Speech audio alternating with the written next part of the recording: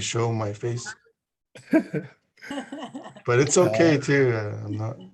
We want to see your bright smiling face. So Yeah, it's at 5 o'clock, greasy face and red eyes. it should show you as a co-host now, so you should be able to turn on your camera. Here it is. Okay, great. It's good to see you all. Yes, you too.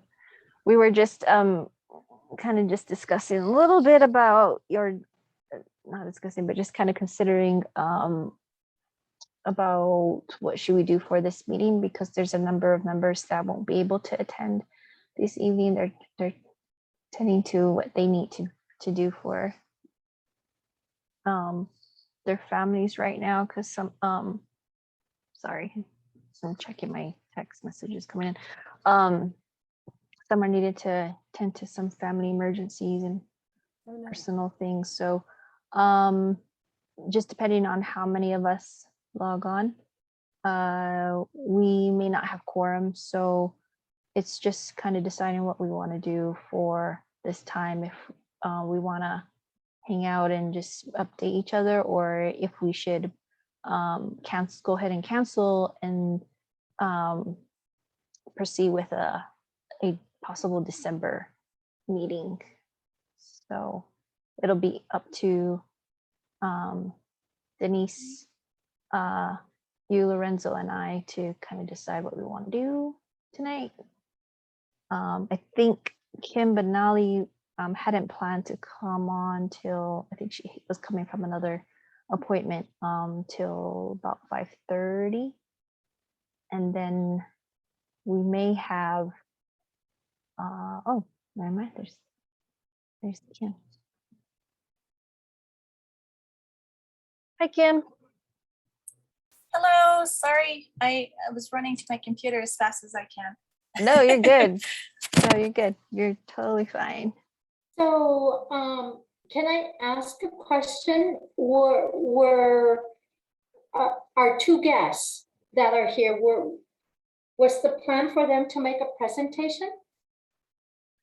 Yeah, I think it was gonna be built into the Albuquerque, City of Albuquerque updates that we have on our agenda regarding some of the updates with the 4-H Park, Albuquerque Indian School Cemetery site. And so, I would like to recommend that we receive the City of Albuquerque updates and just simply not take any action on them. we can do that.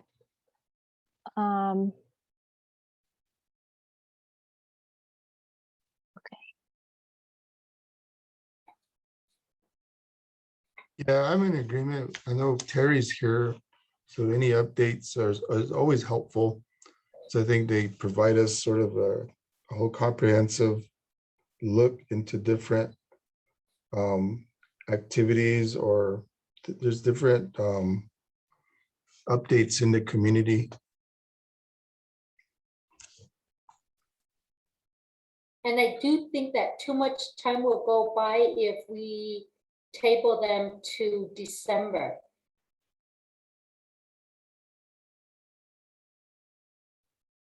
Sorry, I put you on the spot there, Terry. I would tend to agree, because right now what David and Lori were going to present on are very timely, and now we have the director Dave Simon just joining us also, and I think we're looking to the commission to provide us some additional insight and thoughts on where we're going to be going with the 4-H Park issue. So I think it, with those of you that are here, it might be good to hear from what they have to say. And then I think Rebecca and those of you that are here can advise the rest of the commission on what you hear tonight from our Parks and Recs Department directors, deputy director, and our PIO from our comms department. So just my thoughts, and I can always ramble on with city stuff too. So We don't want you to ramble.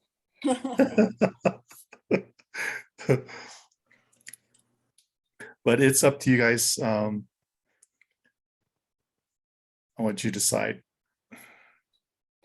Dave, just to give you an update, Or doesn't look hold like we on, may have. 1 second, 1 second. Terry, I just want Kim to chime in real quick. Oh, okay. Yeah, I think I missed some of the beginning conversation. If you can just kind of fill me in on what we're deciding on. Yeah, we were just deciding on what to do with our time because it's gonna look like we won't have a quorum this evening. Just a number of commission members had to just had some unexpected family emergencies and personal reasons that they weren't able to make it this evening. So we're just kind of looking at, what's the best use of our time if we continue on and we just have, maybe some updates for those that are on.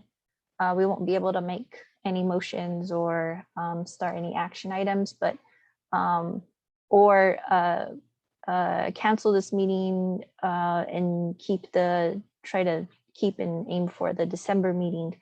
So those are kind of our options right now. So I'm just trying to get a sense of where people are at and what they want to do this evening. And Kim, just to let you know, I had recommended that we hear the city of Albuquerque update since we have 3 guests along with Terry available. That I was thinking that if we tabled them until next month, that some of the information might not be relevant in December. Yeah, I think I definitely agree with Ms. Zuni and maybe getting some of the updates because I am definitely trying to make sure that I continue to stay engaged, and so having those updates in this meeting would be helpful for me. And then if we have, do we want to continue with any public discussions? I mean, are we going to hear from them as well, our guests? Yeah, that would be part of our city of Albuquerque update. So we can follow as much as possible what items we had on our agenda. It will just be documented as like an unofficial meeting, but where we won't be able to approve any new items. Yeah, I agree. Let's just continue to go forward and stay active. All right. Thank you, commission members. So it looks like it will be myself, Commissioner Denise Zuni, Commissioner Kim Gleason, Commissioner Lorenzo Jim, and possibly Commissioner Kim Benally on this evening. She just let me know that she was going to have to get on a little bit later, so around 5:30. So let me pull up the agenda for everyone, and we can at least kind of see what was on for this evening.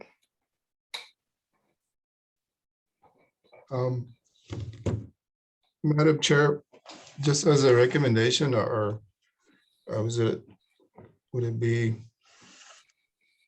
allowable to do an opening reflection Or let me for the let me see meeting? if sure, no, that sounds good. Let me just get at least an agreement from everybody if we still want to keep to these items on the agenda, and then we can go into our opening here.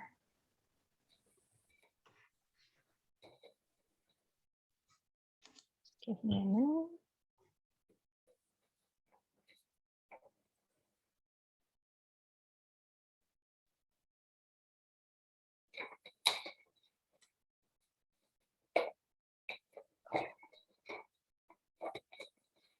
All right, so what the items that we had on for the meeting agenda for today, Wednesday, November 10th, 2020. I'm going to scroll down here. Our usual welcome and call to order.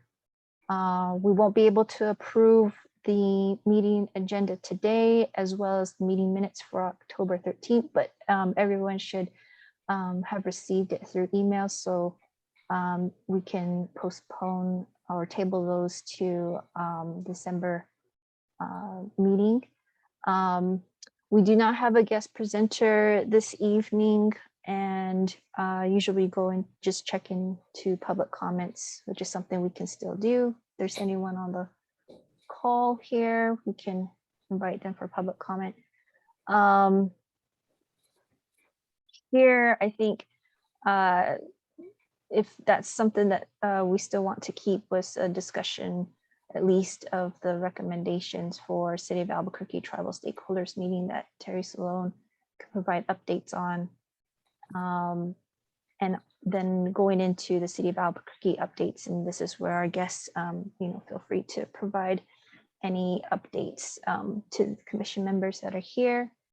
And if there's any other community announcements or updates, we can share that here as well, either from the sectors or any other commission member that's here this evening, as well as if there's any updates to the commission member recruitment application. And that is it on our agenda. Anyone have any questions or?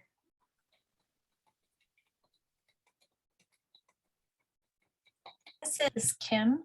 Could you stroll down a little bit further? Just wanted to see what the next meeting date was, because it says December 8th here, but I think we just got a calendar invite for December 1st. Okay. Let's see, let's just check real quick. Let me double check too. Yeah, it should be the 8th. So we can check with Dawn, because we usually meet the second Wednesday of the month.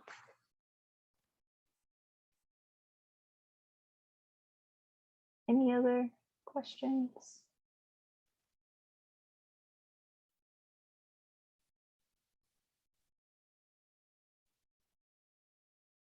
Okay, so we'll just, like I said, we'll just follow the regular items that we had on our agenda. And would you be so kind as to provide us opening prayer, Mr. Jim?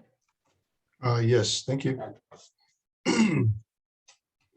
그대하셔도 스탄 니히맛 야들리히타 콘 네든틴도 네하조바 도나 하하슨 콘 이에 콘이 니 야제니 tlин고 니 tlин고 예디 네디 노홀츠 비게체 콘 조바 콘진 유네델ien adobe atkaya hote hulyeги di ben hiç hojon dolil to di ben hiç hojon hasni dolil nilsko kon each and every one of us long kon for our families, for our communities, kon for our relatives, kon di bebe our young children, our elders long kon be joba nitsindo be benache to be na huit adobe hut asad long kon kesha kon beniye yad al ma'ata yad al be art kon be hojon dolil beniye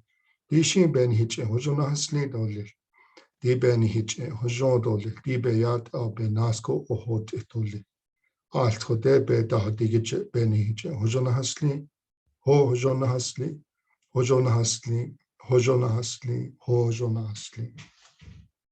Thank you. Thank you, Commissioner Jim. Thank you. We'll go into now the guest, or actually we can go straight into either the updates, Terry, for the City of Albuquerque Tribal Stakeholder Meeting, or we can just go right into the City of Albuquerque updates, and I can hand the mic to you, Terry, and let us know what you would like to do first. Since we have our guests here now, let's go ahead and have David and Lori go ahead and do their update. And then I can Okay. provide the updates after they're done.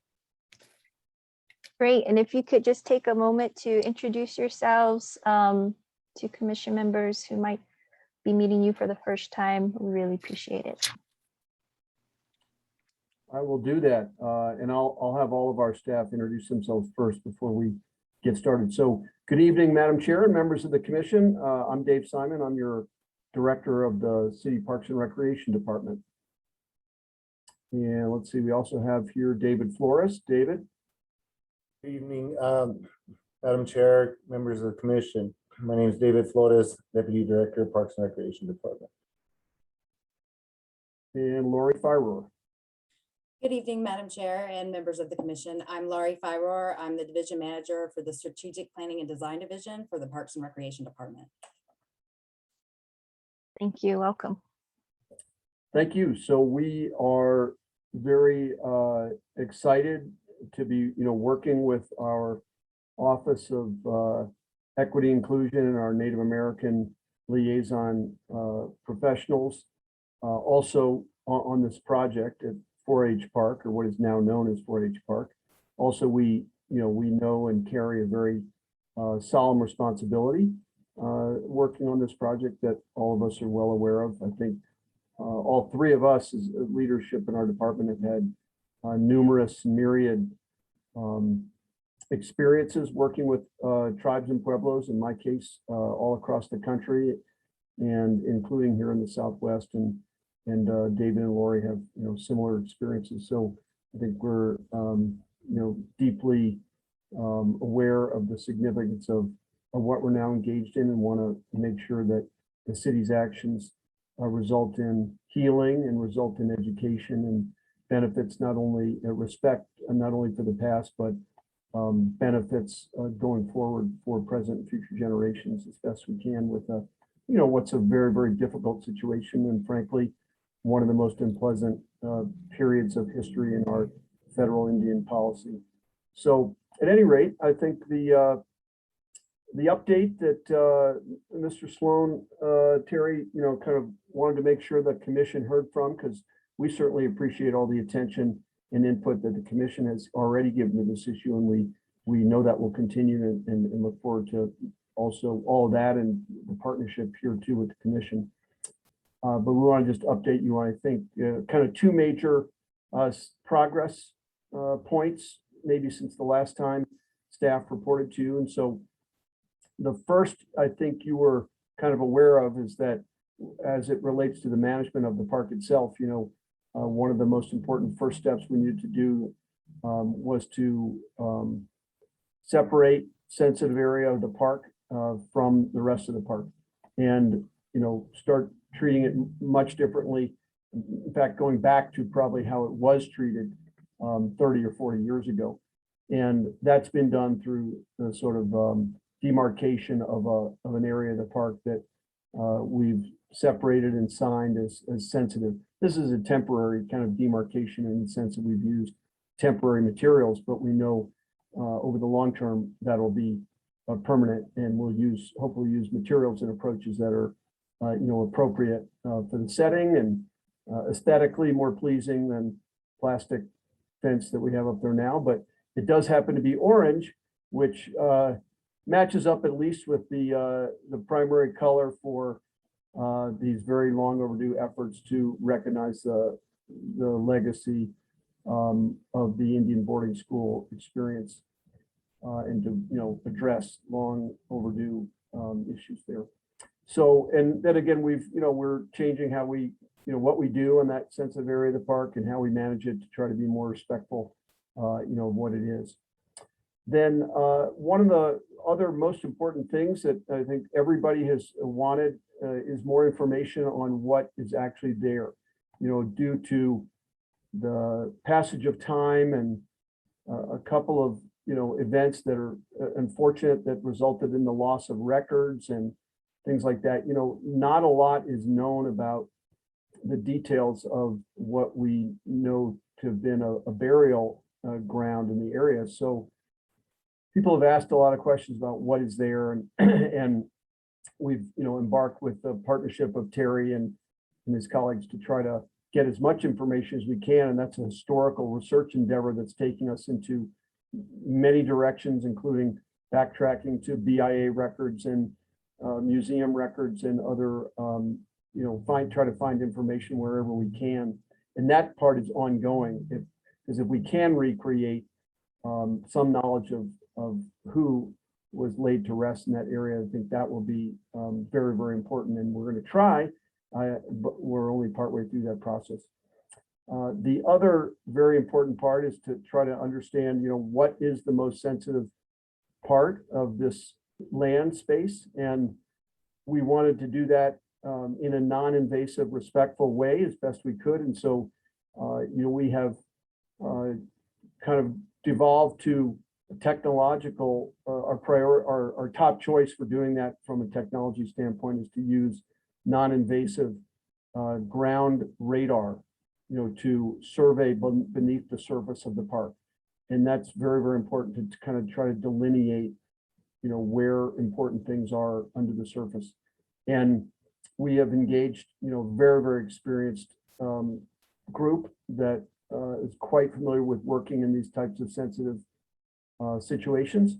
They're affiliated with UNM, and we've kind of prepared a research plan for doing this, which we had to get vetted and approved by the State Cultural Properties Commission, which is a state entity that has authority to oversee activities on sensitive cultural properties that are listed in the state's registry, essentially, of cultural properties. And so we were able to quickly get this issue in front of them in October so that we could, move without too much delay on that.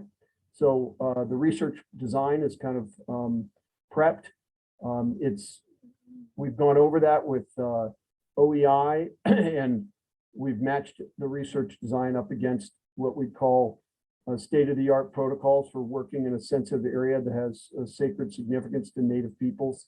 And I think the research plan is going above and beyond those protocols, which is great. And the people doing the work have been very, who will do the work, we hope eventually, are quite familiar with working in these sacred and sensitive spots. So we all believe in the importance of doing it the right way. Now, nothing's going to happen there, however, until we take some additional kind of comment, and input on the research protocol itself and the research project, which will be, won't take very long, maybe only one day to radar map, this area of the park. And that'll give us very, very good information on which to, again, underscore the most sensitive things we need to show respect to. And also for planning purposes going forward, that'll be very, very vital information. So we can talk a little bit more about that if the commission has questions. And then the other major step or element of our plan that we've worked with OEI on is future planning for the park itself and how we can change this space into something different and better. And so we have engaged a planning firm now that's on board. We got the contracting done, and they're poised to take the public input and assist us with the public process to be heavily informed, by stakeholders and community groups and entities such as the commission and others, and of course the tribes and pueblos themselves, on how we can change the space and into, again, one that truly shows respect and produces ongoing educational benefits.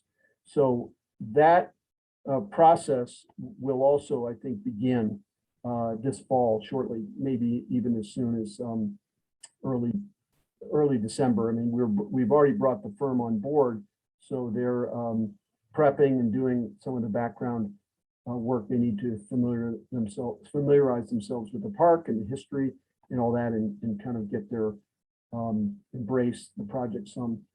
And we'll look forward to moving into more public phases where we work together to to shape a positive outcome, we hope, for the park going forward. So those are the three major things I think probably Terry had in mind us updating the commission on. I will just ask both of David and Lori if they have additional things that they feel I've missed. I probably have, so the commission get the best information about both of those two project elements Do you guys want to contribute anything else about either one? Lori, go ahead. I think you have more information. I do want to maybe point out some of the familiarity that we have with our consultants on projects like these.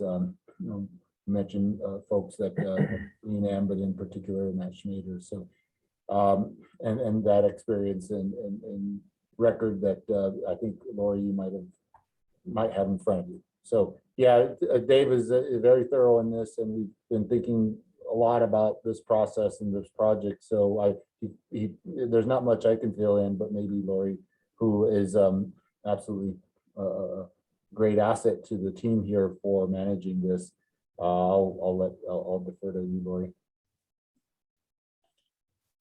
Thank you, David. And Dave, yes, that we do have an excellent group of consultants that we have contracted with.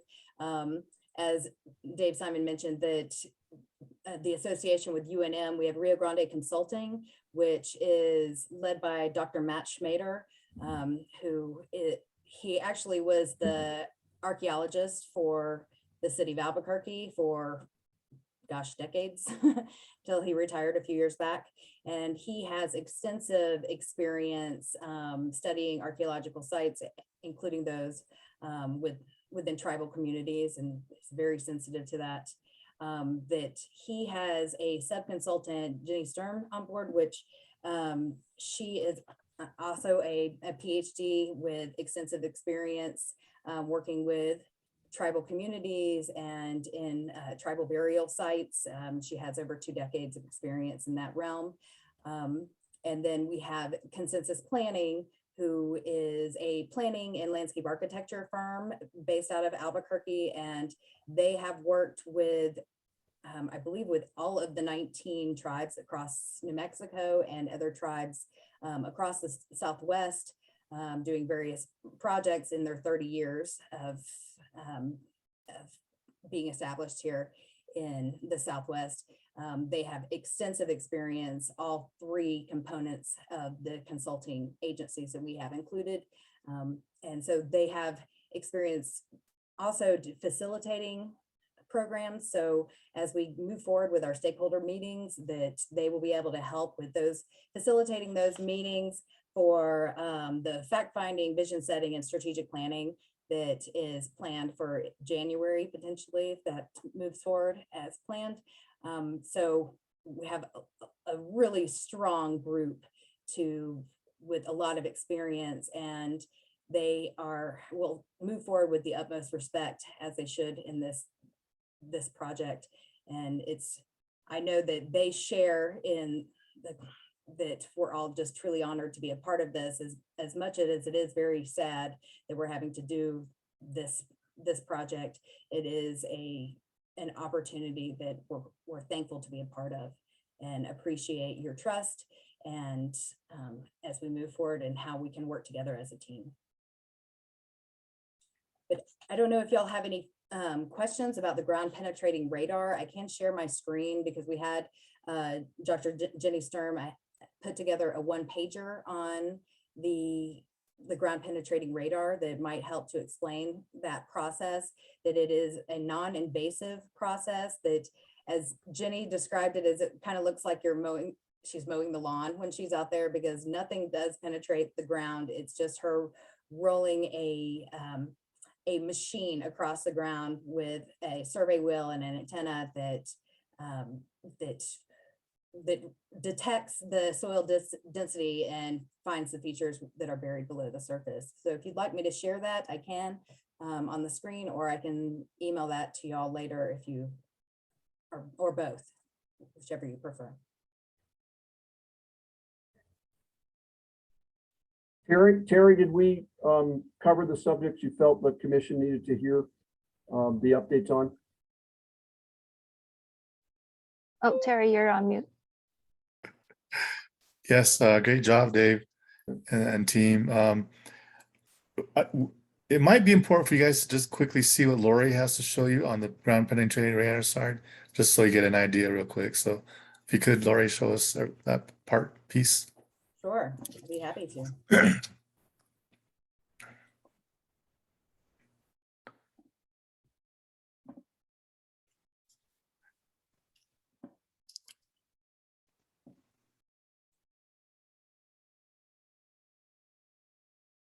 Can y'all see this? Yes. Okay.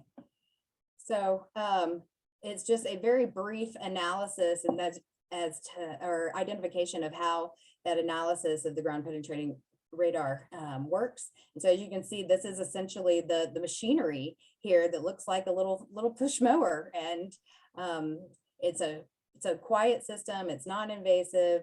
It is sensitive to electromagnetic waves. So cell phones need to either be turned off or in airplane mode during this process, and any other machinery that has excessive electromagnetic waves needs to be outside of the area of the survey. So that essentially it's sending electromagnetic energy into the ground from the antenna to read the soil density. That, as it says, that it's completely non-invasive, and they can map the features without disturbing the ground in any way. And this is how we're hopeful that this will provide us enough information to identify the full extents of the burial ground. If it's discovered that there are any issues where it's not providing enough data, then we will come back and discuss other options for the least invasive options to be able to address how to get the information that we need to move forward, because ultimately the goal is to identify the full extent of the burial sites. Now, this will not identify, it's not going to go into such detail that you'll be able to see full bodies separate from each other, but it will be able to provide enough of a data response that it can identify the number of square footage that the burial site encompasses. So we are doing other research to identify names of those that are potentially buried in this space, but we're not going to be able to identify people from this ground penetrating radar. It's more of just identifying the extents of the burial site so that we will not disturb it moving forward.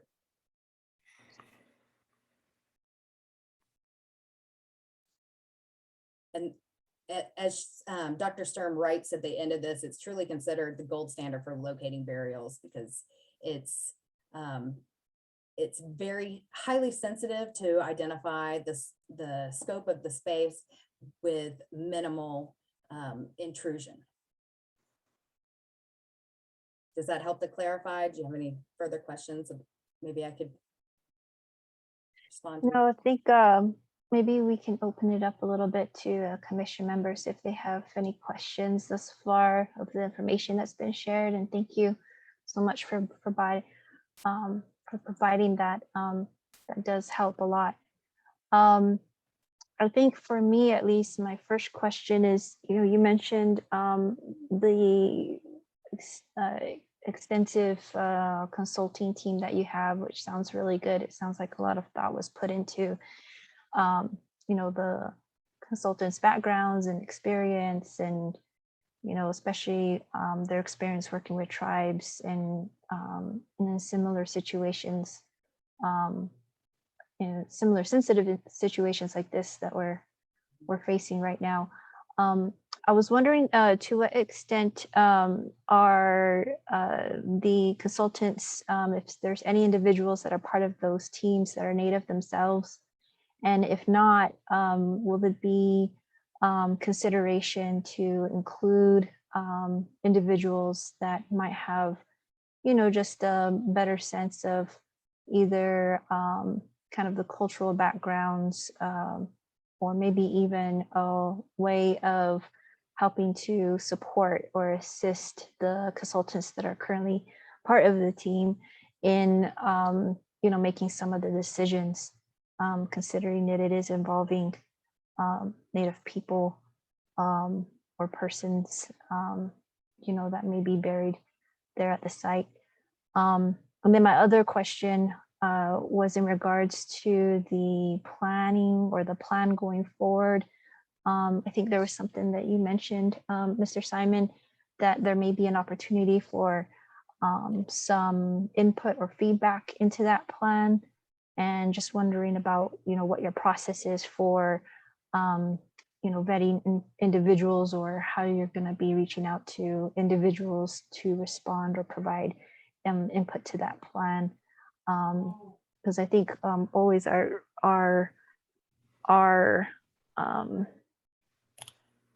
consideration is just making sure that we're asking the right individuals, individuals that are directly affected, especially if there's any families or community members that might, have a better sense of, not only the experience that was that had happened, but also, some of the things that they would like to see during the process as it's being kind of taken forth. So those are just my two questions, and then I'll open it up again to other commission members if you have any questions. Thank you.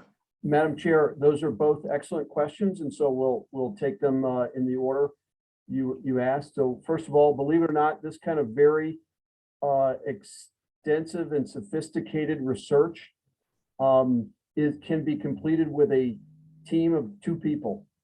So we have the principal investigator, of course, with her decades of experience, and she'll be assisted maybe by one other person, but of course we'll have other people on site, to be a resource or to help. I think we've discussed the issue of sort of tribal presence and with respect to the actual the research, day or whatever. And I think with OEI, we've said, yeah, we're going to kind of make those opportunities available to directly affected tribes and pueblos, and see, if they feel the interest or need to be present. The actual research work is kind of sophisticated stuff that I don't have the right degree and background in either, so I'm not really, I'm not qualified, so. But I do think what you're pointing to is there's tremendous opportunities to learn through every aspect of this process, including, making opportunities available to Native youth and folks who are, kind of looking to their own professional development over time. And so we will look for those opportunities, even though the actual, work itself is very kind of detailed, sophisticated stuff that, very few of us have the credentials to actually do the actual GPR process. So, but we will be engaging tribes and pueblos directly even before we start the GPR. We have some other meetings set up to talk to them about the process as well. So I think we'll get some other good input there. I'll let Lori chime in a second if there's more information there. On the subject of the general planning process, I think you're going to see multiple layers and multiple techniques and tools to engage stakeholders in the general public. There will be a lot of those, and they'll be at different levels and with different stakeholder groups, small groups, large groups, general public, very specific stakeholders like family or particular uniquely associated groups. And those will all play out, I think, over many months.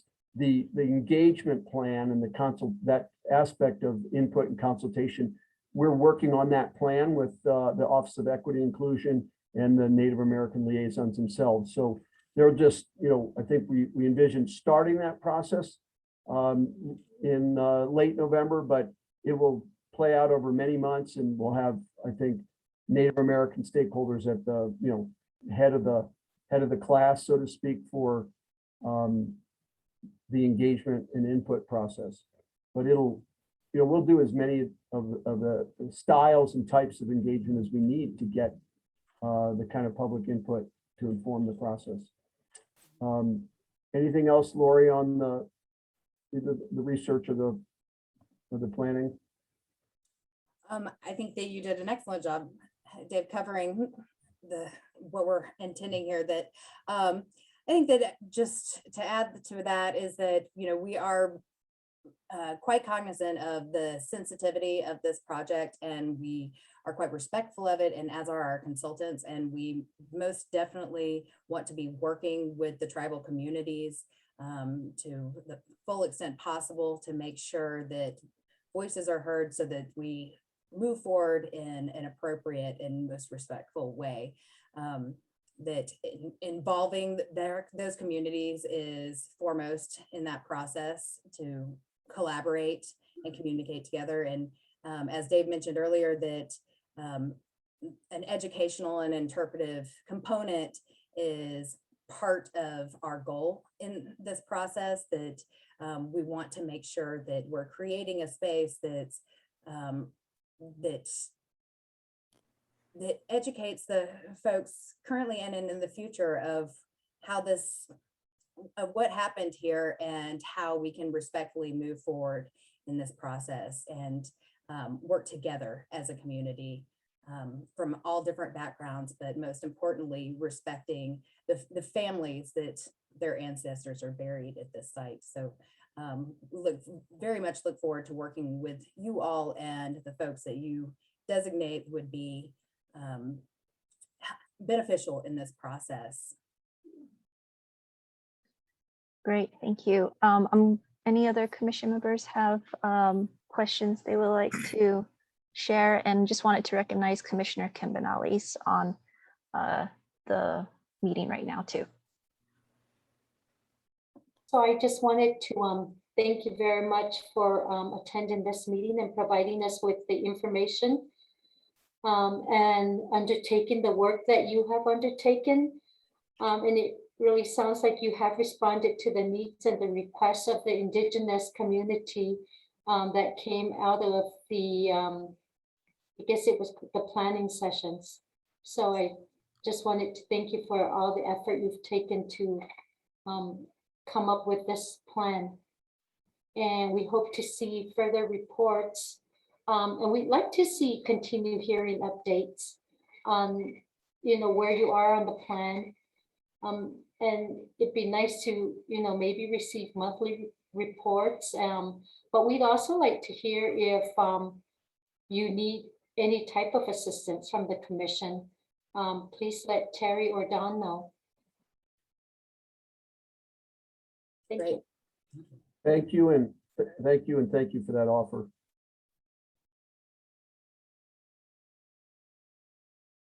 This is Kim. I do have a question. When you say you're creating an educational circle, are you doing any type of educational videos for the community, or that we can share with our respecting tribal members? Something that we could document, or not necessarily see the work that you're doing, but just something that we can share with our community going forward. Materials.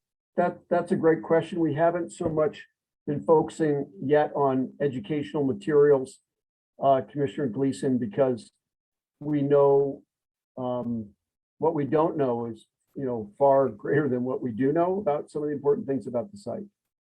However, we do hope to produce some educational materials that capture the entire scope and breadth of the project here at 4-H, so that it can become not only a documentary, if you will, of how to approach an issue like this, but be a learning module, from that. So right now, we don't have any short videos done. There's been obviously news reports and printed materials like that. But as we learn more about the site, that will be the opportunity to share more information. And of course, as we seek to process it and create educational messaging that will be both at the site and be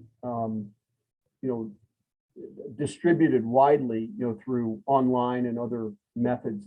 That's going to be another opportunity to engage the tribes and pueblos and stakeholders about how to talk about it, what to say, and those kind of things. So I think you've got a good suggestion there. Your idea is a little bit ahead of us, but it's an excellent one. Thank you. And my second question is, what is the timeline on your project and when do you see yourself completing it? Well, we are contemplating the first sort of planning, kickoff planning, listening sessions and input, to start again in late November, early December. I could easily see the planning process taking 9 to 12 months, depending on kind of the complexity of it. It could go a little faster, but it depends how quickly we find consensus about the kind of things that we want to see there. But this is planning, we're not planning a large area, but we are planning a complicated area. So typically a park planning process like this could take up, almost a year if you include a lot of phases of stakeholder and public input. Get early input, get draft ideas out, present drafts, get feedback, present final ideas, all those things. And so I kind of think we're looking at working on a lot of the plans through most of next year. And then, again, depending on what comes out of those, and what is needed to implement the plan, and in particular, like what it might cost to implement the plan, then we'll, when we finish the plan will depend on the resources we have to finish the plan, to implement it. I just be 100% honest with you right now. We don't know the full scope or the potential costs yet. And we'll have to, we'll come up with the resources to implement the plan. I have no doubt that we will. But, I think probably by the time we're all said and done, I think the core parts of this project will probably play out over 24 months at least.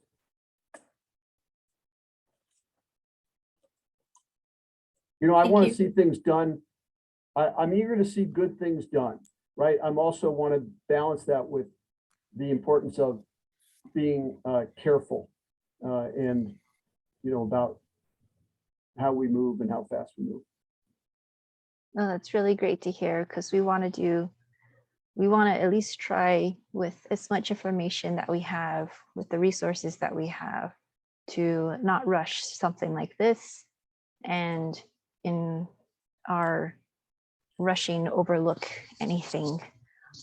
So that's really great to hear that reassurance. I think one thing that I would highly recommend that I am consistently hearing is, the ask from the community of transparency of information. So, sometimes we don't get the attendees or, the community members that we would like to come to these meetings, but they're always shared publicly. But also a lot of our community members are asking, kind of like, what's next? What's the next steps?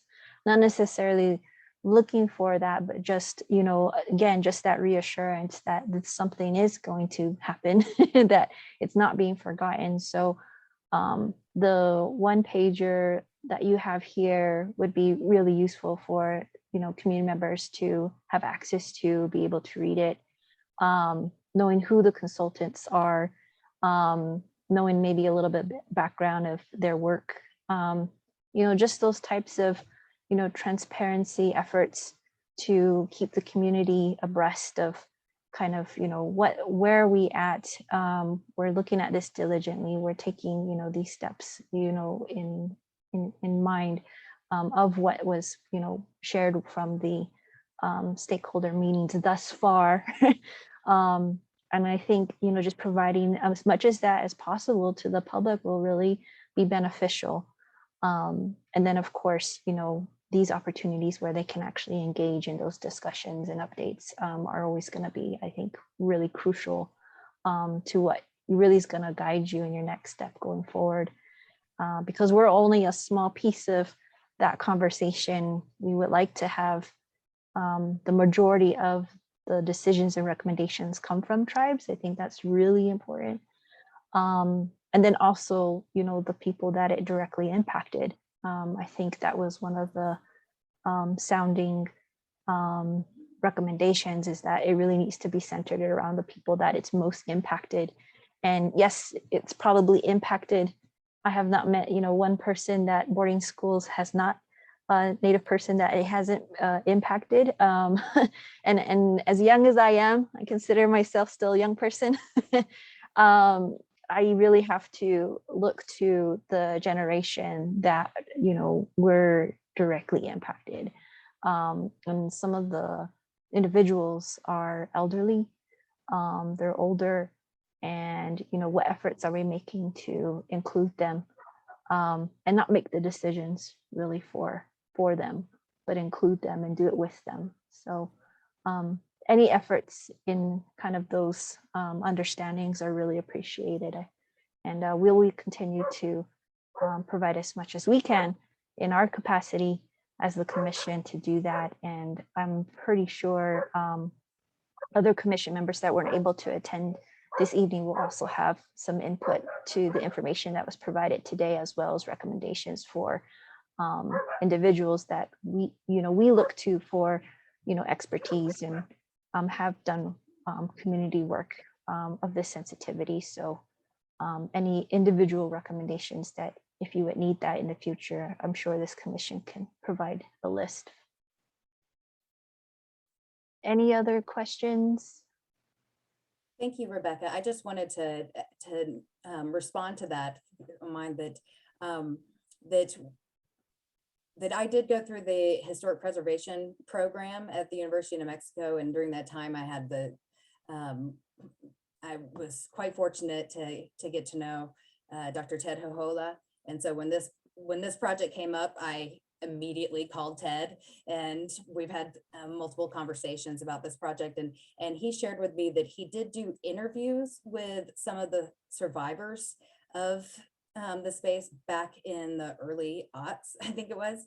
And so I'm trying to get some of that information from him, because that would be that direct correlation that you're referencing. And so we're doing as much as we can is to find information directly from the survivors, both living and now passed on, unfortunately. But if there's that document trail, that record of anything that we can find, we're searching newspapers and library stacks and anything that I can find. This is just that thirst for knowledge project that we will keep overturning every stone we possibly can in this process. Thank you. Any last questions, comments from commission members? Yes, Madam Chair, is Lorenzo. I like the comment, and actually maybe just provide a recommendation. And I do appreciate the presentation, Dave and the rest of the team, and really providing your background as well. And there is some reassurance, and it sounds like the ability, really the knowledge and the abilities that you bring in. It sounds like it, working with stakeholders, communities, and as well as, different tribes that are represented, but really understanding the impact and that this has and really is considered really important and very sensitive. And I do appreciate that, as well as the city's response at this point. It sounds like there's allocation of resources right now, sort of in initial stages, and then as well as the initial efforts. You mentioned the current demarcation of the site, and then sort of even blending the colors you mentioned. And then I did appreciate, as a comment, how you responded, Dave, that it's unfortunate that we had to do this now, but really taking a step back as to how that place was really treated, I'm sure, in that respective time. And taking that sort of look at, as really as what that place really is and where these children are at. And then also, I appreciate that thoroughness, and then I also encourage that, to continue that and as part of your team effort, and it is appreciated. And really looking at that language, we used the word sacredness earlier, and it's really more as a cultural sector for the commission. It's really not looking at the risk of re-traumatization of our communities and families. And that's why we call it sacred, and that's really what it is. So maybe I do encourage that ongoing update, as well as even if it's the commission, but also for the public. I do, as a recommendation, I think the city of Albuquerque has a website. I know the Office of Equity Inclusion, as well as I know the commission is included. So any updates, I think that can be presented even on the website, I think would be helpful as a point of reference with the city. So those are my comments and a small recommendation, and thank you.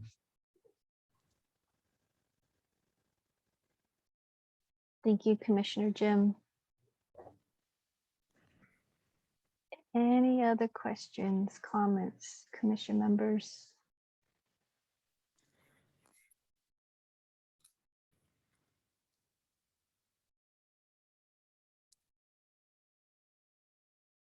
Okay, well, thank you so much. We appreciate your time this evening, and please reach out to us if there's anything that, of significance that comes up, and we wish you well and safe travels if you are needing to get home.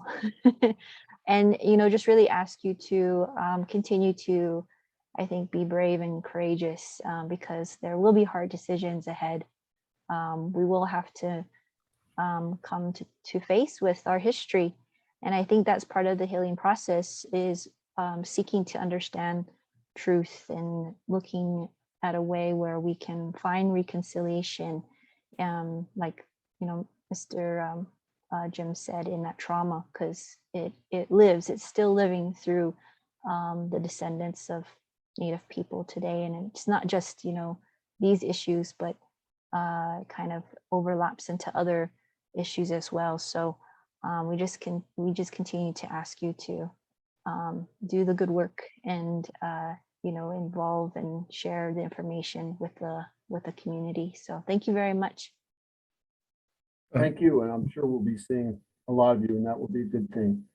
So thanks for your time.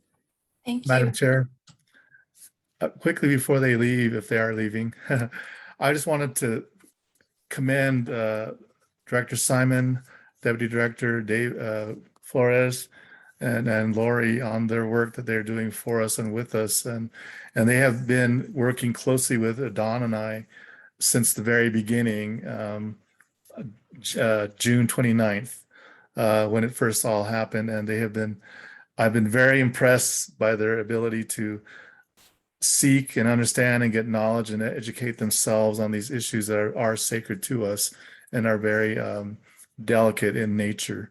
And I know their approach has been very commendable of what they're doing so far. Director Simon has extensive experience in working with tribes and communicating with tribes over his years. I think he even worked with the federal government or State Department, one of those, he said.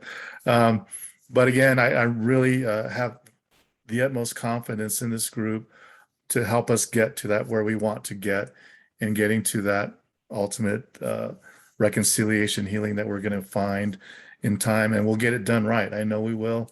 They're listening to us. They're listening to everybody's thoughts. We're engaging with the community. We got a huge plan that I'll talk about here in a few minutes. So much is happening, and there's a lot going to be going on. But I think this team here that is going to be helping support us to do it is the perfect team and the right time to do it. I have mentioned to us that we're creating history, and we're setting the benchmark of how this is going to be done. And so we're making sure we're dotting our I's and crossing our T's and making sure we get it right. So I just want to mention that before they leave.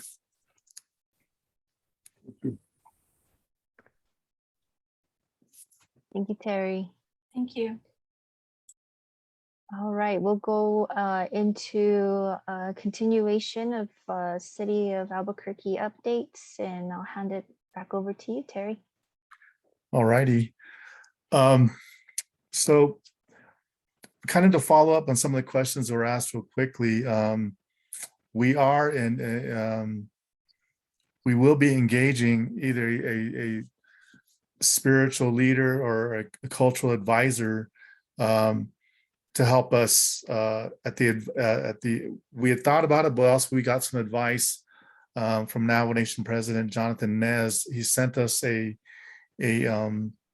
report from a group that they've been working with on the boarding school burial sites issues. So he sent me that information and guidance. So we're following that too on what we should do in regards to our participation in getting this work done. So we'll be having an advisor or someone at a cultural perspective on site. Don and I, or one of us, will be on site too as this ground penetrating radar event is happening. It won't be open to the public, but we will allow people that they feel they should be there, including tribal representatives, city representatives, but we don't want a huge party at this event as it's happening. But we will allow individuals to be on site to at least observe it as it's happening. And tentatively, we're looking at the week of December 13th for that GPR event to occur. And as they mentioned, it maybe just take one day to get it done. So that's one part that we're making sure that we're going to be respecting as this unfolds, and looking at what is out there and what is not out there, and so forth. And then we are planning extensive listening sessions, extensive meetings now with the public. I'll start first with, we have tribal consultations that we're planning on November 30th and December 2nd. Which is a Tuesday and a Thursday from 1:30 to 3 p.m. on both those days. So I'm going to be contacting the tribes, and pretty much all the tribes plus the 8 tribes who are identified at the site about this potential meeting and their participation. So we're going to go ahead and have that consultation with the tribes, if however they want to participate, whether it's with their departments, historical preservation, cultural departments, etc. So we'll be meeting with them to get that, at least that portions over and done with. And then we will be planning larger stakeholder meetings. Again, what we'll do this time is we'll be having meetings that'll be more open. We're going to try to figure, in our engagement strategy team, we're trying to figure out and decide on a strategic plan on how to better engage the public. How do we get the word out? Is it word of mouth? Is it with Twitter, or is it with Facebook, et cetera, et cetera? So we're trying to figure out a strategic plan on how we can get the public to engage with us more. Because what we've done is we have tried to get it, publicly. We've done it on TV. We've mentioned how to engage with us. We've had it posted to our website on the cities, et cetera. And so, we hadn't gotten quite the response we were hoping. And then we've also been meeting and talking with the CSVA&W on their thoughts. Jovita, I can't remember her last name. So she's been consulting with us and giving us some additional thoughts and insight that she's bringing in from CSVA&W to provide us more guidance on how we can engage with the public better. So we're looking at how we can get that process more agreeable to people to want to participate. So we are planning some meetings in January where we're looking to hold broader meetings for everybody to try to engage with the city and hopefully get a better understanding of what we're looking at. Let me see if I can share my screen. Let's see here. And I'm just gonna, while you're doing that, Terry, I'm just gonna chime in here real quick. Just to fellow commission members, myself and Thelma are also on that kind of subcommittee. And like Terry said, it's just a kind of like a working group to think of ideas on how to better engage the community. It's looking at, times that would be good, and also looking at, what multiple opportunities and what audiences are we looking at. And so one of the last kind of recommendations that we had and with Jovita was that there was really a need to include more individuals on that working group. So between now and January, we're hoping to recruit and recommend other individuals that might be interested or be able to commit some of their time to this working group so that it's not having to involve just the commission, and the weight isn't just carried by a few individuals, but really looking to pull in other community members as well. So just to let you know, if there's any updates that would require or would need the input of the commission, then Dawn, myself, and Thelma will be able to provide, or Terry will be able to provide that, and we'll let you know ahead of time. Yes, thank you, Madam Chair. And then to add more to is we're trying to initially these first next community meetings. I don't know if you guys can see the screen now. We have several alternatives or theories or thoughts on how we want to engage with the community.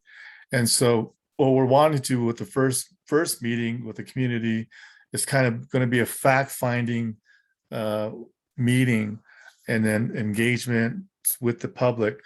Because what we're wanting to find out or get from the public is find out who has actually been affected by the Indian school issue. Have your families, people or your relatives, or and bring to us your stories. Bring a report, or provide us a dialogue or information about what you've had or what you've experienced or your family has, whether it's photos or whatever, or video or whatever information you're willing to share. So we're going to have several meetings beginning in January. And as you can see here, we have several dates set up. And so we'll be holding maybe up to 5 or 6 additional meetings coming up as we're approaching this. And the goal again is to get the community to engage with us more directly. The first meeting will probably be in person. Either we'll do it at IPCC or else at a community center, somewhere large enough to hold a larger meeting. But a lot of that is going to be also dependent on where we stand with the COVID situation. So if it's open, we can still continue to have the public meetings. If not, we'll migrate into a virtual meeting. And then again, we'll continue to have that type of meeting where everybody is open to talk and, express the issues that they've had to deal with in regards to the Indian school. And then we'll also have participation by the mayor. We'll provide any reports at that time. So we'll have more grasp of the history of what we find. We'll have looking at policies that we'll be developing. And by that time, we'll have the results of our GPR research. So we'll have that all together and be able to provide a better report to the community. And as has been asked, we're wanting to provide a lot of transparency. That particular one sheeter that Lori provided, I think is on our website now. I'm not sure, but it may be in that process. So as we're getting information that we would like to be transparent with and have the public be a part of and see, is we're making sure we're going to try to get it on our websites, but we're also trying to strategizing how else can we get it to the public. Again, one of the ways that I suggest is let's just start using word of mouth. Let's tell people this is happening, maybe set up a contact list of those individuals that say they can be notified, and that way people can get a prize and they can start to talk about it. So we're also asking others to if you have thoughts on how we can strategize to better communicate with the community, to please let us know. Call us, contact us, however you need to. We're available to take in that information and get your thoughts on it. So again, that's what we're trying to do is to further engage with the public, this more in-depth discussion on this issue. And so we'll get to that, through that, of those more detailed discussions, with the public, and get input from them. And, we'll get more direction, and we'll get a report. We'll be engaging professional facilitators. Parks and Recreation has a facilitating group that we'll be working with. So they'll be working on listening in on these meetings and then creating reports for us. So we'll be getting those written reports from these meetings that will be facilitated. And then once we're past all this, we're looking at maybe getting most of this done by at least March, I would think, maybe sooner. But again, it's going to be a process. It's just unfold on how it's going to be created. I mean, we're probably the first city in this country, and maybe even the world, that is doing this at this level. So we're really trying to be careful that we're touching base on everything. That's why we think it is very important. If anybody has a thought or idea, please share it with us. If you're not hearing something you think should be heard, then let us know. We're also, one thing that I did mention early on is at one point, we did talk about documenting this process. And the reason why I brought it up was because, again, I think cities, other municipalities are going to look at what the city did. So I thought it was important that we really begin to document what we're doing, this whole process from June 29th up till the end of when we think we have something done. Just so we have like a guide, you could say, for others to follow. And what also added to that thought process too was Heidi Todichin with Deborah Holland's office, who's leading the boarding school initiative for the federal government, also said that where they're at, they're still in their fact-finding process also, but we're probably at a more advanced stage of this research and work than they will be when we meet with them. So they may actually turn to us and look at what we're doing and follow what we're doing in our process. So we may be providing guidance to the federal government on how this is done too. So that's kind of the thought processes. We're all ourselves individually putting together information. So we'll begin to compile a huge list of things or reports or items of what we've done so far and put it in the timeline that it happened, or however best we think we can sequence it. And then another thing we did think about is that we would like to document our process, have it fully documented. So we're going to have it filmed.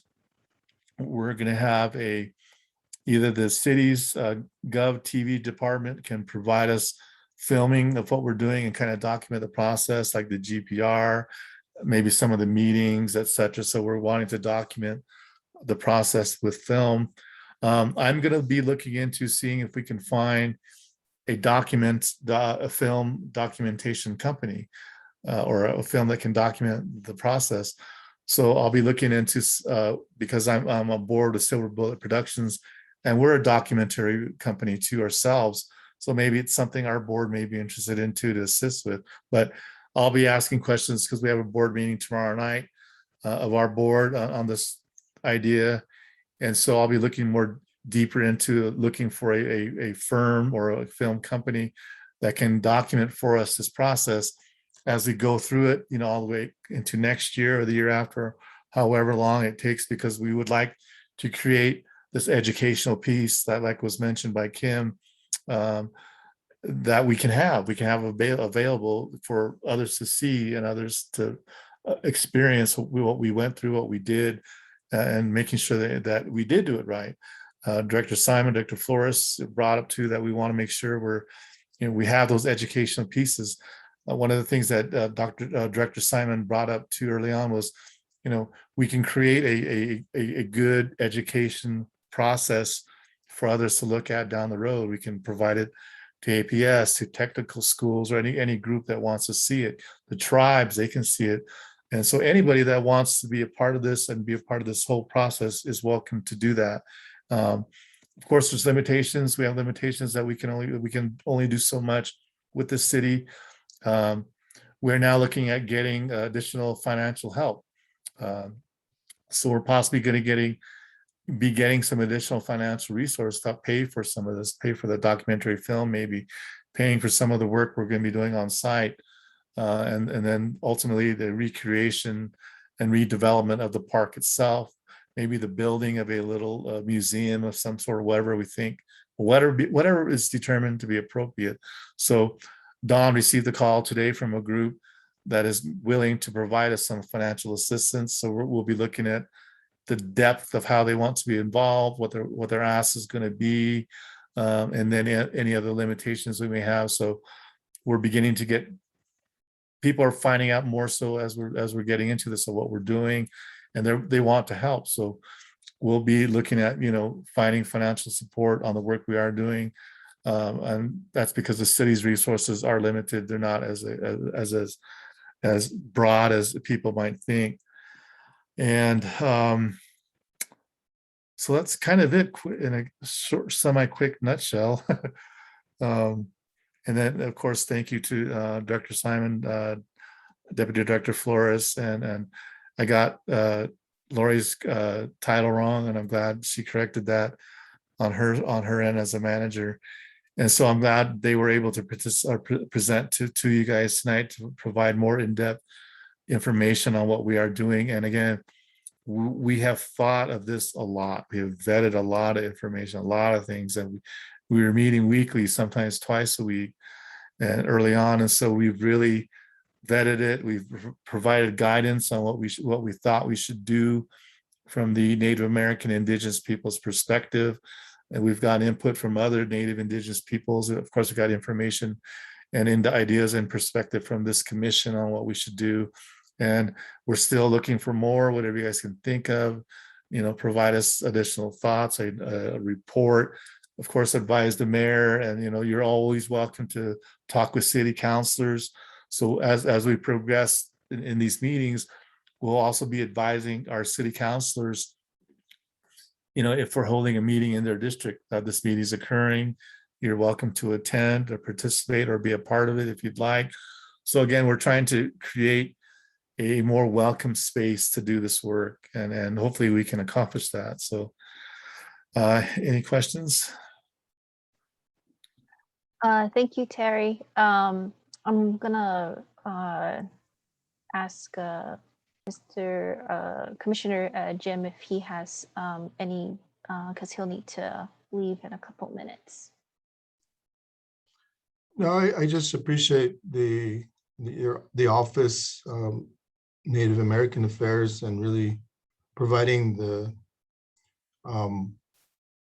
the information as well as the knowledge, and I think as well as some of the recommendations to the team, and really looking ahead. And you mentioned Jovita and her recommendations as well. So we're looking at different ways to engage the community. So I think using the collaborations and really I think there's a lot of public interest. And then as well as I know within the city, a larger collaboration of, a network of different resources and different others that, would be able to provide, I think, or enhance their input into this. And then as well as, providing the resources. And you mentioned having maybe a entity that, who might fund some of the work. So it'd be interesting to hear more about that, as well as I think part of the recommendations in the initial community or commission's involvement, our comments were, looking at an educational or having this become really, we talked about, or the word, the truth coming out, and I think documentation and really looking at this as a sort of more transparency.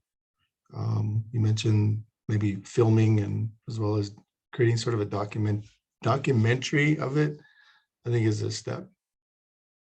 So I'd like to see you as the actor as well, Terry, the next Adam Beach or something.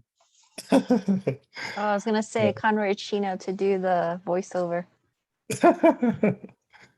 Sure. That's actually a good suggestion. Thank you, Commissioner Jim. And again, from my perspective and from Don's perspective, we are enjoying working on this. It's a lot of stress, but we are enjoying doing this work, and it's been very inspirational, rewarding, and we know we're working on something that's very important, for our people, for the community, and the cultures, and the next 7 generations down the road to see. So we know it's extremely important. So we're taking this extremely seriously, and I appreciate your kind words and everybody's support for this. And I see Dawn's on it, so I don't know if she wants to chime in. Dawn? Oh, oops, I got to make her a co-host. Well, while you're doing that, I'll open it up to commission members too to ask your questions if you have any for Terry on the information that he's provided. And really, this next step for January's kind of what they were originally called stakeholder meetings, but what it sounds like it's being a more precise community involvement and making sure that we're kind of including the groups that like we had mentioned that are most impacted, and making sure that their voice is being heard. So this next group will be kind of like multiple opportunities for Albuquerque Indian School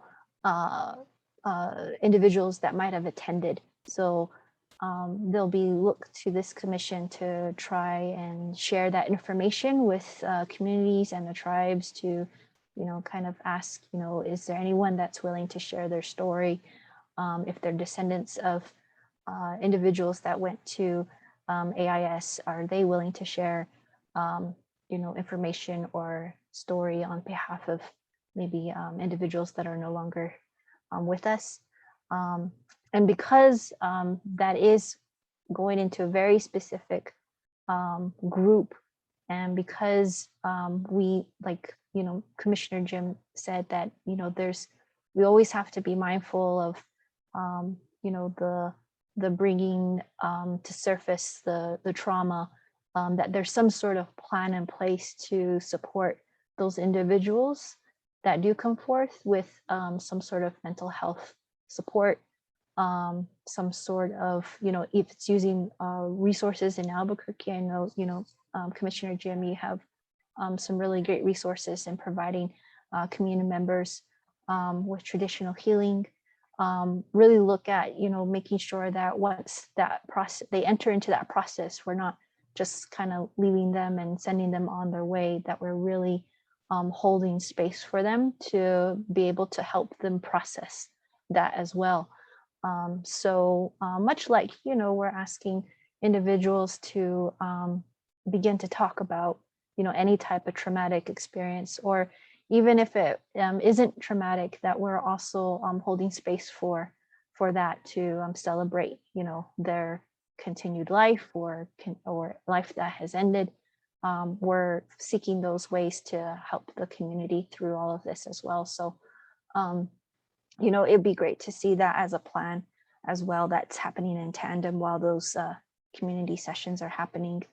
And looking into, what individuals can help with the, reviewing of the information. So that's kind of what I had mentioned before about, we'll be seeking individuals to include on that work 4-H park work group, So there'll be another ask from this commission to help find individuals that would be willing to provide some of their time and energy to do that with Dawn, Terry, myself, Thelma, and Jovita.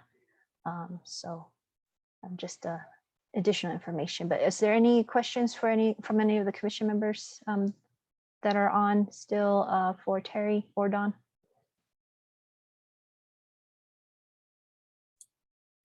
I think I may be the last one. Oh no, Denise, Commissioner Zuni's still here. Yeah, please. I am always interested in archiving on a platform with virtual platforms. So if you need any assistance in video or any type of new ideas, I'll make sure to put them on paper before I come to you about them. But I think there's definitely some opportunities to engage the youth in their most communities which are social networks, including social media and whatnot. So I'd love to talk to you guys, talk to everyone more about that. Thank you. Great. Cool.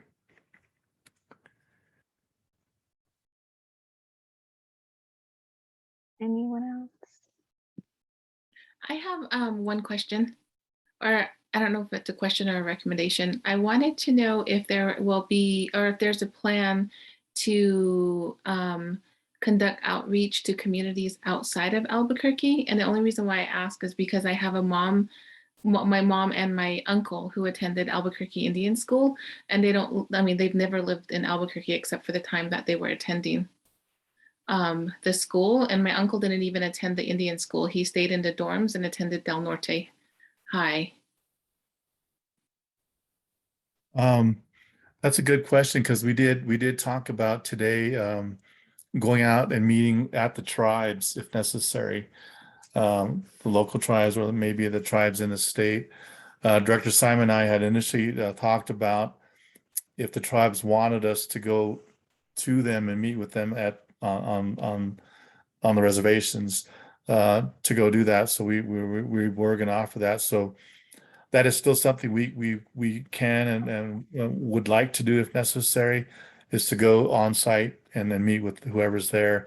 Because one thing I did talk about today too was that when we had our local premiere for our film, Silver Bullet Productions, However Wide the Sky, Santa Ana Pueblo, they made sure that they had all their Wi-Fi wireless systems working and working throughout the whole reservation, so that everybody could have a chance to watch the film when it was premiered on this past Saturday.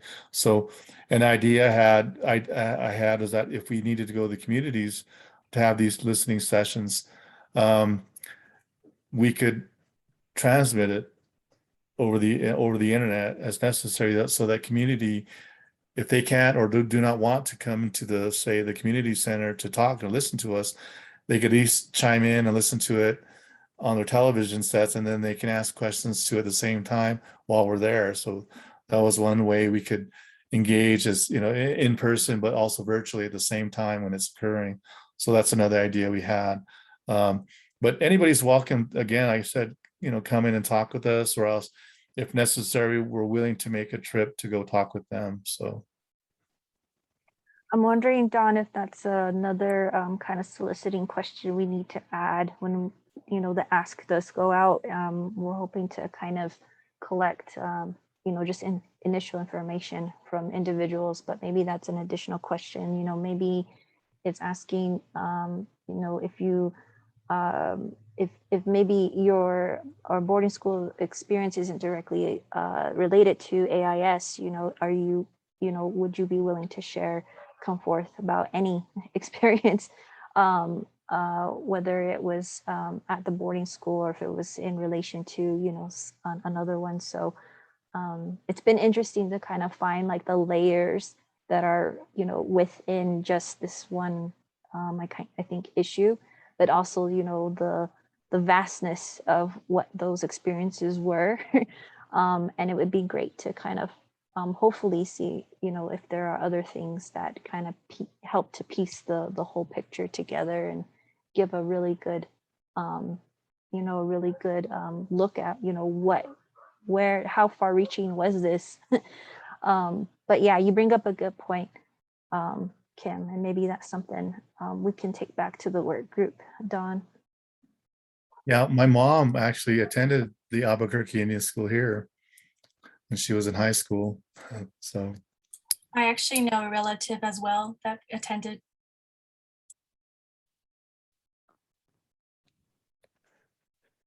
Any other questions, comments? Commissioner Zuni, did you have anything you wanted to ask or share? No, I didn't want to disturb people that were talking. I have that habit, so I always put myself on mute. But I did want to say that both my parents also attended AIS, and I'm sure that that's true for probably 1 in every 10 families in each of the pueblos. Either attended St. Catherine's Indian School in Santa Fe or the Albuquerque Indian School. Yeah, very it's much. been, oh, go ahead. I was just going to say thank you very much for all the information you've given us, Terry and Parks and Recreation. I really appreciate it, and I really mostly appreciate the respect with which you've undertaken this work. Thank you very much. Yeah, I was just going to mention in the few documents that are being found, it may be that we find that, and speaking to maybe even some of the notions and responses that we've already heard so far, that it extends beyond just the tribes that were originally named on the plaque. So I think these next kind of few steps in the truth seeking will be really critical. But thank you for that, Commissioner Zuni. Don, did you have anything else you wanted to add before we wrap up this portion of the agenda?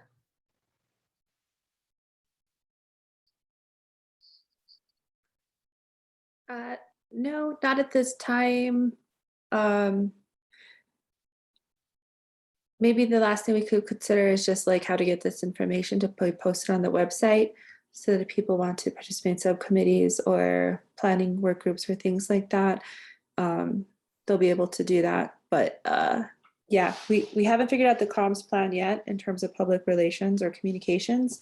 So we will, that's something we can look at next week in addition to adding the question that you mentioned, and just confirming the dates, locations, and facilitators. And we hope to get a press release or announcement out soon announcing our upcoming meetings. Thank you. Great, thank you. Well, thank you, Don. Thank you, Terry, for your updates. We really appreciate it. Thank you for taking the time out of your evening to be here as well. And we'll go ahead and move on to our next agenda items.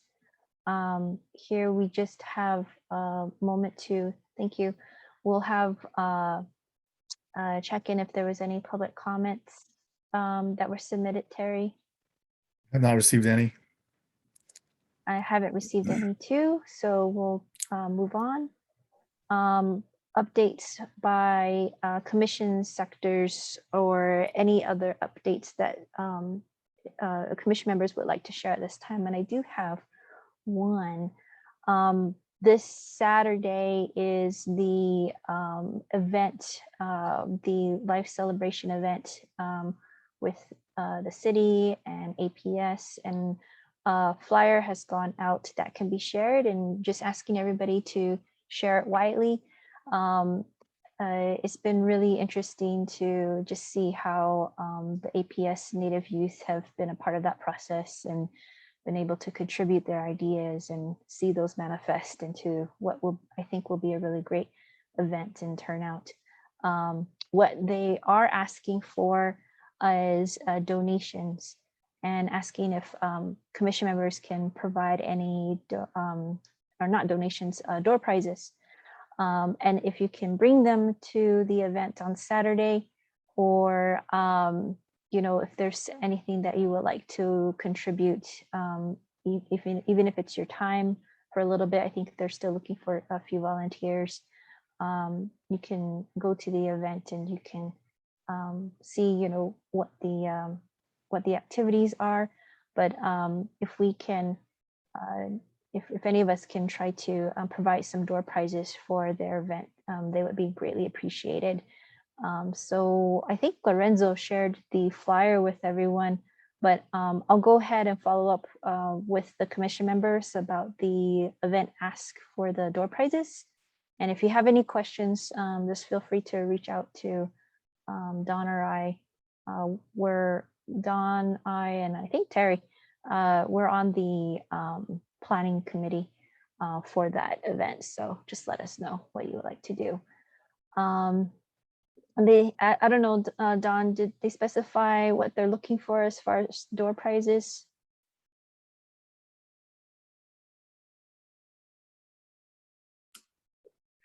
Hi.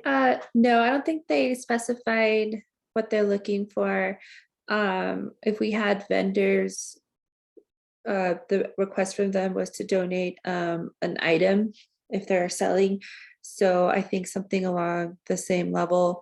And then if there's the wellness or service providers that have a booth, that they would have them donate something as well. So I'm thinking like small gift, like item or gift card, things like that, is what they're looking at. Our last final planning committee meeting before the event will be on Friday at 2 p.m. And so I can share the meeting link and post it into the chat. So if anyone wants to hear last minute preparations or requests before the day of the event, you're more than welcome to attend.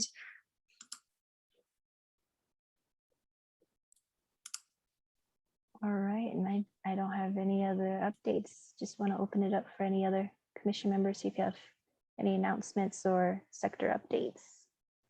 Please feel free to do so. It looks like I'll be there as well with the Indigenous Lifeways celebration, right? Just connecting the dots.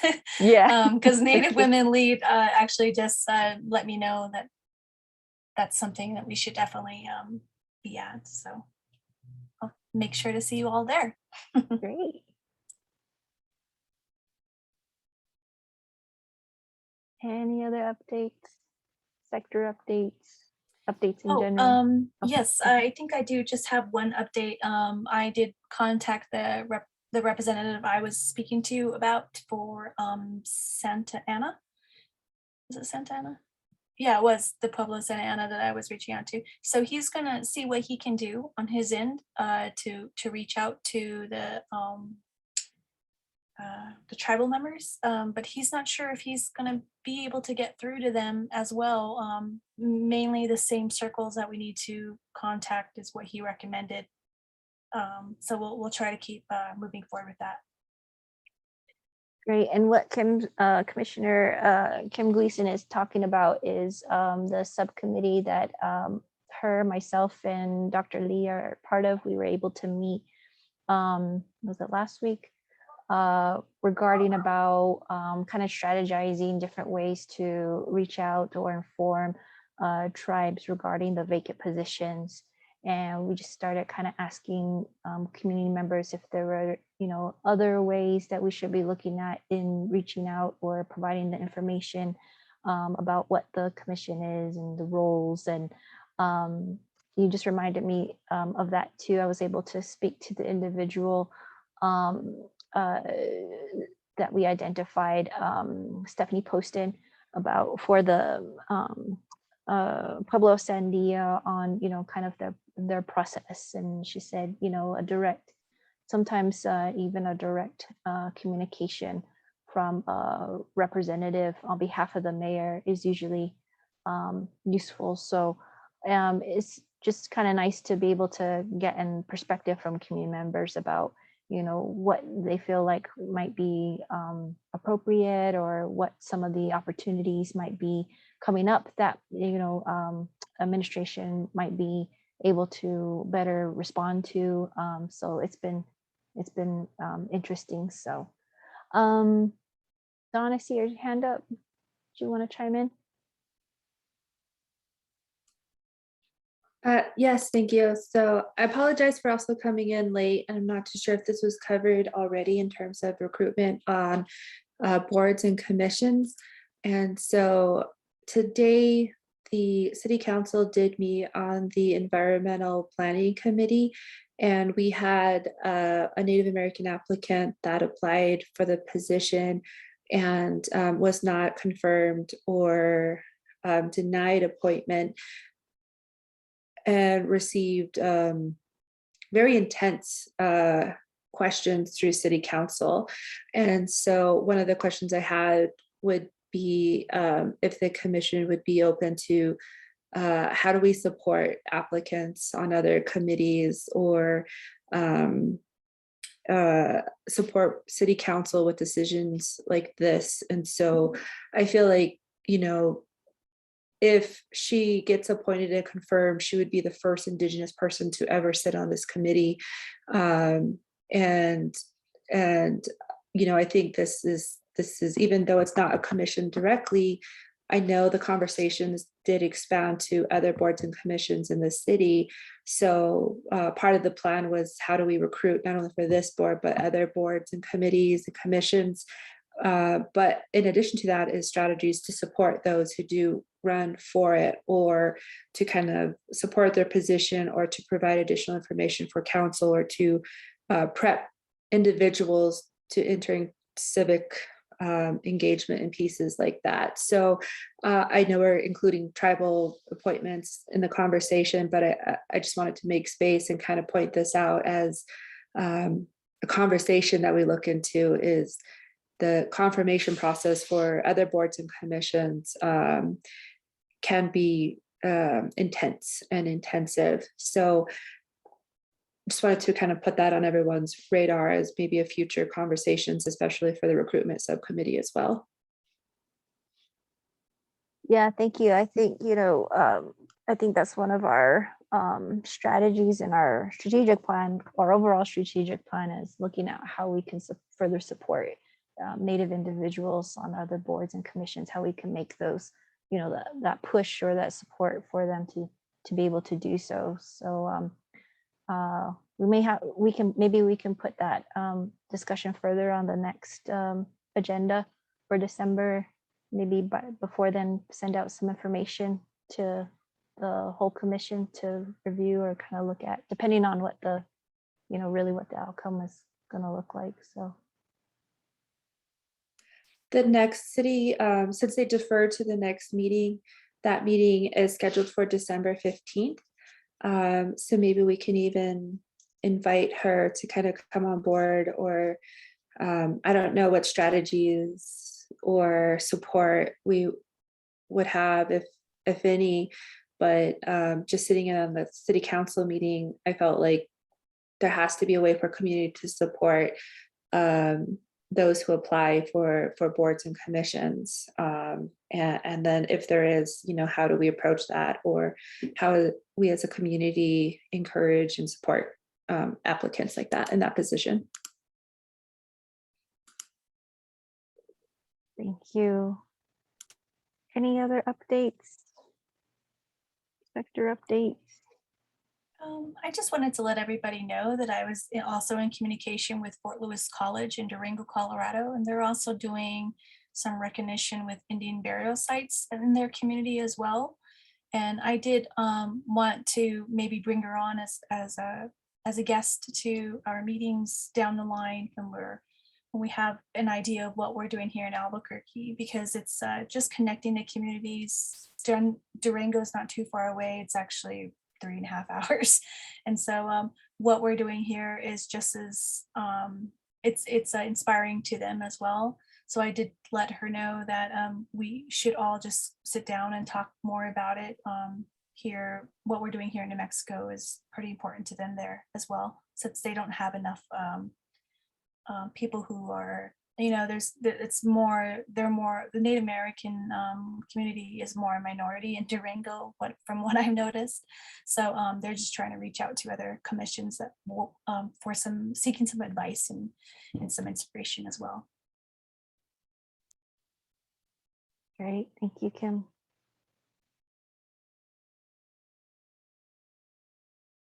Anything else?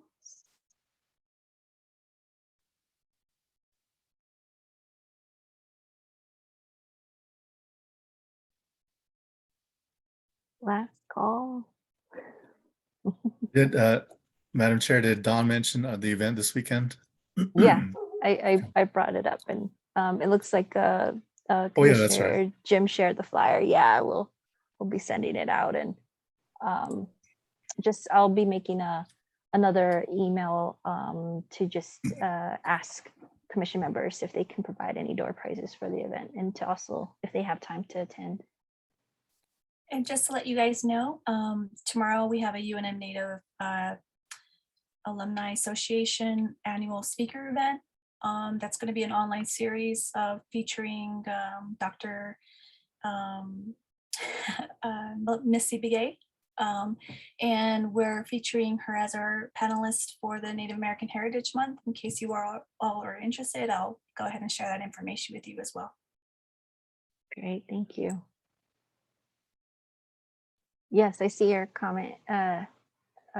Kim, happy Native American Heritage Month.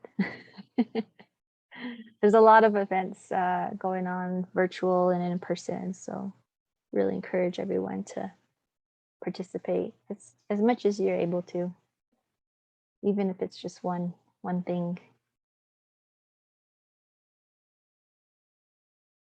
All right, if there's no other updates, sector updates, please feel free to chime in, provide them at the next meeting.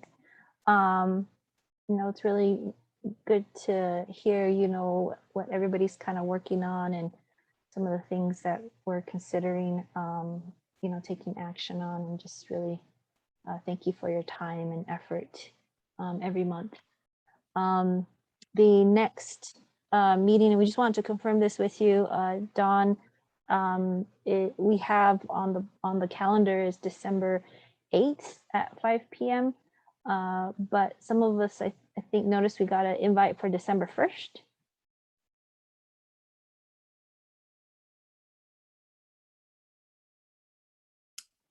I need to, it is for the December 8th meeting. I don't know what's happening with the with the meeting request. Everything was set, but yes, it is the second Tuesday of every month. So we will go through the calendar invites and the meeting request to do some technical review of the logistics, but the meeting is for December 8th, and I will try to figure out why some of these are changing a little bit. So Okay, no problem. We were just wanting to make sure that okay, we had the right yeah, date. everything was fine this morning, and then it's like the meeting's gone, and I'm like, what? I'm not even there. I'm not even That's by a okay. computer. I don't know what's happening. Yeah, so I apologize to everybody. I don't know what happened with the meeting, but let's go. The panelists links I think are pretty accurate because those are set, and then they have the dates and times. So we will review and send all the updates and make sure we have all this clarified, and I'll send a follow-up email just to make sure everyone knows the next meeting will be the second Wednesday of the month from 5 to 7:30. Okay, sounds good. Please send in any suggestions for agenda items next month. That'll be the last commission meeting of the calendar year. And we'll still do it by virtual Zoom virtual meeting. So I'm still very, very hopeful that we will have an in-person meeting at some point. Maybe 2022 looks a little bit better. We'll just keep adapting and rolling with it. So thank you all for your evening. and your time. Really appreciate it. And you all keep safe and healthy, and to you and all your families as well. So thank you. Good night, everybody. Good night, everyone. Evening.